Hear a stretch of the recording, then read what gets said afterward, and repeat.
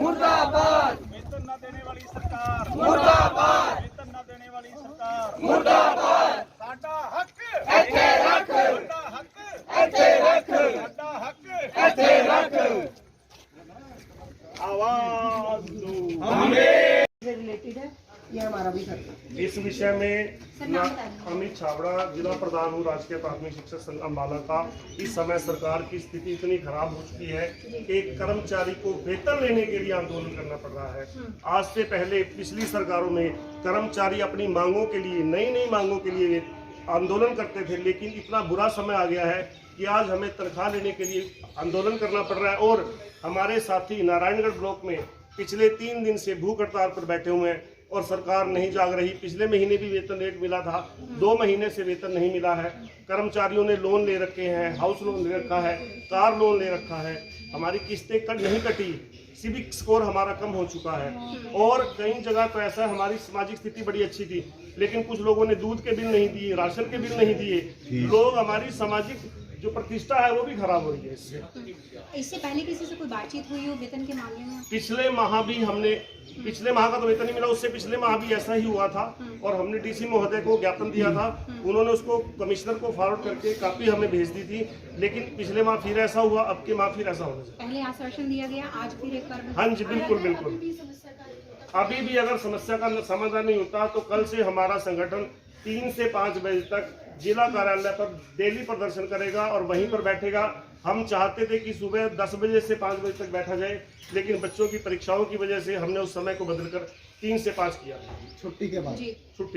तो इससे कहीं ना कहीं बच्चों की शिक्षा पर या किस तरह से कुछ करेंगे? बच्चों की शिक्षा पर फर्क पड़ता है, इससे हम कोशिश करेंगे। लेकिन अगर एक कर्मचारी की सैलरी नहीं मिलेगी तो उसे बहुत सारे दबाव रहते हैं, बहुत सारे तनाव रहते हैं, तो उससे शिक्षा तो प्रभावित होगी ही होगी। ठीक है, वो फिजिकली स्कूल में अवेलेबल रहेगा 8 से 2:30 बजे तक, लेकिन मानसिक रूप से जो परेशानी है वो भी बच्चों की शिक्षा को प्रभावित करेगी, उसके कार्य को प्रभावित करेगी। जी है कि जनवरी माह में भी हमें वेतन जो है 20 तारीख के बाद मिला, चलो वो हो गया, लेकिन अब 2 महीने हो गए हैं। दिसंबर का वेतन हमें 20 जनवरी को मिला था और अब 2 महीने हो गए हैं, जनवरी का अभी तक कोई नामो निशान भी नहीं है। और अभी आप जैसा कि अभी अमित जी ने बताया, हम सभी एम्प्लॉय जो हैं लोन में फंसे हैं, होम लोन, कार लोन, मतलब हर तरह से लोन में, बच्चों की फीसें हैं, सब कुछ है। तो लेकिन वही हालात है कि अब तो 3-3 महीने हो गए, दूध का बिल भी बकाया है, राशन का बिल भी बकाया है, हमें बाहर निकलना भी हमारे लिए मुश्किल होती जा रही है और सरकार को बार बार चेताने पर भी वो जाग नहीं रही है। और कितने समय से बता रहे हो कि वेतन नहीं मिल पाया?